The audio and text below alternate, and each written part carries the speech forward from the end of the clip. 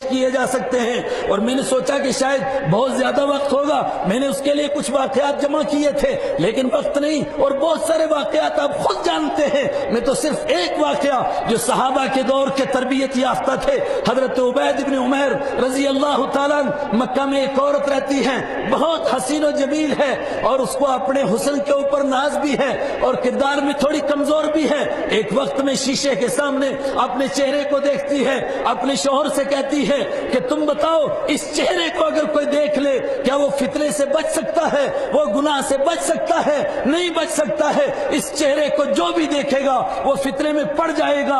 اس کے شوہر نے کہا یہ امت باز نہیں ہے، ایسے لوگ قیامت تک پیدا ہوں گے۔ خود اس مکہ کے اندر عبید بن عمیر ایسے انسان ہیں کہ جو تجھے دیکھیں گے مگر اس کے باوجود فتنے میں نہیں پڑیں گے۔ اس نے کہا کہ مجھے پھر اجازت دیجئے کہ میں اس کو آزما لوں، ذرا امتحان کر لوں۔ شوہر نے کہا کہ آزما لے۔ اس نے کہا جا تو آزما لے، نہیں تو کامیاب ہوگی۔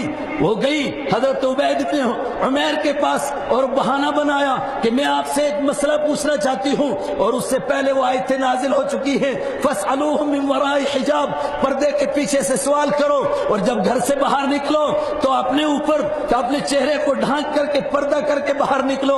وہ سب اس کو معلوم ہے، اور مکہ کا ماحول ایسا نہیں ہے کہ کوئی عورت بے پردہ باہر نکل سکے، یہ پردے کے ساتھ نکلتی ہے، ان کا دروازہ کھٹکھٹاتی ہے اور پردہ کر کے اندر جاتی ہے کہ ایک بڑا ضروری مسئلہ پوچھنا ہے، اس مسئلے کے بغیر میں رہ نہیں سکتی ہوں اور آپ کے سوا کوئی بتا نہیں سکتا ہے۔ انہوں نے فرمایا کہ ٹھیک ہے، مسئلہ پوچھنے کے لیے آ جاؤ۔ اور جب وہ مسئلہ پوچھنے کے لیے بیٹھتی ہے، ادھر ادھر کی باتیں کرتی ہے، اپنے چہرے سے کپڑا ہٹاتی ہے، اور اس کے بعد ایک دم کہتی ہے مسئلہ تو بعد میں بتاؤں گی، مگر میں کیا بتاؤں، میں آپ پر عاشق ہو چکی ہوں، اب میں باہر نہیں جا سکتی ہوں، آپ میرے لیے کچھ غور کیجئے۔ فرمایا میں تیرے بارے میں غور کروں گا، لیکن اس سے پہلے میرے چند سوالوں کا جواب دو۔ جب تیرے سامنے حضرت اسرائیل آئیں گے، موت کا منظر ہوگا، تیری جان نکلنے کے لیے اسرائیل سامنے آ جائیں، ملک الموت آ جائیں، اور تجھے معلوم ہو یہ ملک الموت ہے، اب میری جان نکلی جا رہی ہے، اب مجھے دنیا کو چھوڑنا ہے، ماں باپ کو، رشتہ داروں کو، سب کو چھوڑ کر اکیلے نکلنا ہے، اور گھر سے میری میت نکلنی ہے، اور کوئی میرے ساتھ نہیں جانا ہے۔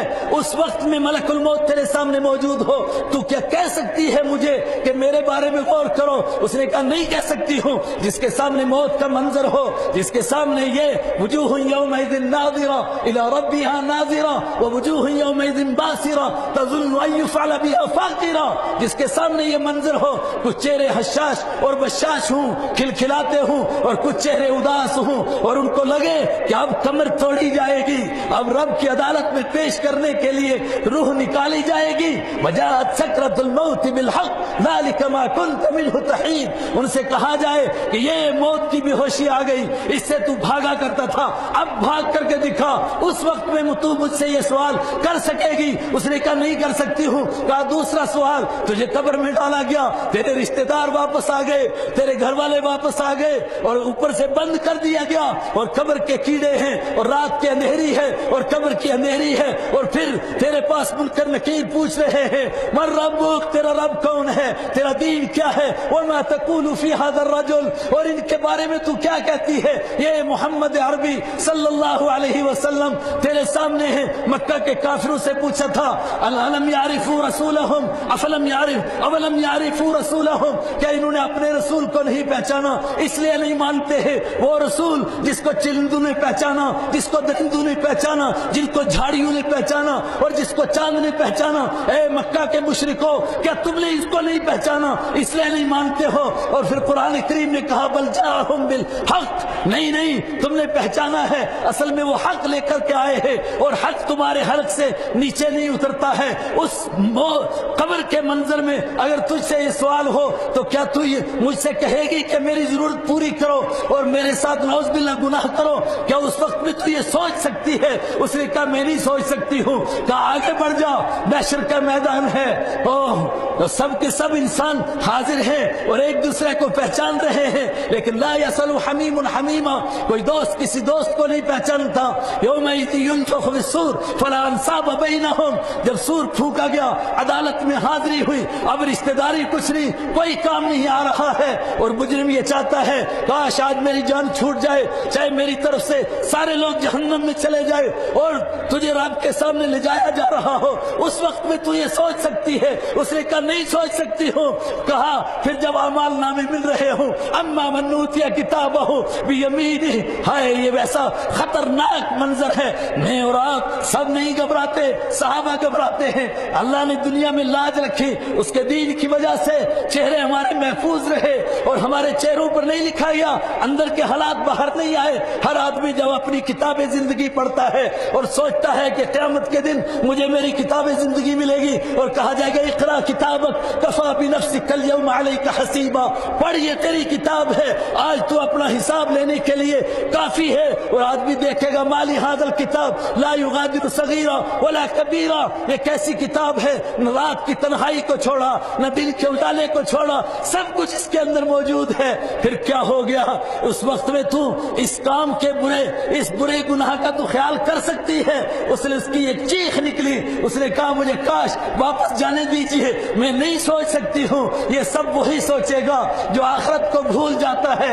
میرے بھائیو، اس تصور کا، اس منظر کا ایک مرتبہ تصور کرو جب مجھے اور آپ کو محشر کے میدان میں کھڑا کیا جائے گا، آقا مدنی صلی اللہ علیہ وسلم کے حوض پر ہم پیش ہوں گے اور ہم اس وقت میں بھیک مانگیں گے آپ سے شفاعت کی، اور آپ کے حوض کے پانی کی بھیک مانگیں گے۔ اور آپ وہ حدیث میں سن سکے کہ اس وقت میں ایسے بدنصیب بھی لوگ آئیں گے جو آگے بڑھیں گے اور میں ان کو پانی دینا بھی چاہوں گا، لیکن جبرائیل علیہ السلام کہیں گے یہ نام آپ کا لیتے تھے، کام کسی اور کا کرتے تھے۔ میں کہوں گا سحقن سحقن، تم نے مجھ کو بدنام کیا، میرے صحابہ کا نام رکھا، اور تمہاری بیٹیوں نے میرے بیٹیوں کے نام رکھے، میری بیویوں جیسے نام رکھے، اور کام تم نے وہ کیے جس سے یہودی بھی شرمائے، جس سے عیسائی بھی شرمائے، جو حیوانوں سے بدتر کام کیے۔ سحقن سحقن من ذا الذی غیر بعدی دینی، دفع ہو جاؤ دفع ہو جاؤ، آج تم میرے سامنے آنے کے لائق نہیں۔ جب انسان کو یہ تصور پیدا ہوتا ہے، پھر معاشرہ درست ہوتا ہے، پھر حالات درست ہوتے ہیں۔ اور پھر ایک مرتبہ عرض کرتا ہوں، اگر نہیں سوچیں گے اللہ کا دین محتاج نہیں ہے۔ یا ایھا الذین آمنوا، جو میں نے آیت پڑھی تھی یہودیوں سے دوستی نہ لگاؤ، اسی کے آگے ہیں من یرتد منکم عن دینہ فسوف یأتی اللہ بقوم یحبهم ویحبونہم۔ اور موجود ہیں علماء کرام، یہ قیامت تک کے لیے ہے، یہ صرف اسی دور کے لیے نہیں۔ فرمایا اگر تم مرتد ہو جاؤ گے، عیسائیوں اور یہودیوں کی طرح زندگی اپنانے لگو گے، مجھے کوئی پرواہ نہیں، میں ان کو پیدا کروں گا جن سے میں محبت کرتا ہوں گا، جو مجھ سے محبت کرتے ہوں گے، لا یخافون لومۃ لائم، اور میرے دین کو اپناتے ہوئے ان کو شرم نہیں آئے گی۔ آج امت کو دین اپناتے ہوئے شرم کے سوا اور کیا مسئلہ ہے؟ صرف شرم آ رہی ہے۔ فرمایا بے شرموں، پھر ان کو پیدا کروں گا جن کو شرم نہیں آئے گی۔ مومن وہ ہوتے ہیں انما ولیکم اللہ ورسولہ والذین آمنوا، تمہارے دوست صرف اللہ ہے، تمہارا دوست اللہ کا نبی ہے، تمہارا دوست وہ ایمان والے ہیں جو نماز قائم کرتے ہیں، زکوٰۃ ادا کرتے ہیں، اپنے مالک کے حکموں کے آگے جھکے رہتے ہیں۔ اور کسی کے دماغ میں شیطان داخل کرے کہ پھر تو امت خطرے میں پڑ جائے گی، جواب دیا ومن یتول اللہ، جو اللہ سے دوستی لگا لے گا فإن حزب اللہ هم الغالبون، پھر اللہ کی جماعت ہی غالب آتی ہے۔ کاش کہ ہم اس بات کو سمجھیں، اس نقطے کو سمجھیں، دین ہمارا محتاج نہیں، ہم دین کے محتاج ہیں۔ اور آج حالات بالکل ایسے ہیں جو تیزی کے ساتھ لوگ ایمان لا رہے ہیں۔ ہمارے شروع کے مہمان مکرم نے کہا تھا جہاں یہ خوش آئند بات ہے، یہاں یہ خطرے والی گھنٹی بھی بج رہی ہے کہ کہاں یہ جو صدیوں سے نمازیں پڑھنے والے تھے اور جن کی پیشانیوں کے اوپر نشان تھے، کہیں ایسا تو نہیں ہے کہ ان کے لیے یستبدل قوما غیرکم ثم لا یکونوا امثالکم کا اعلان ہو گیا ہے کہ اگر تم میرے دین پر نہیں چلتے ہو میں ان کو لاؤں گا جن کو سنتیں اپناتے ہوئے شرم نہیں آئے گی۔ وآخر دعوانا ان الحمد للہ رب العالمین۔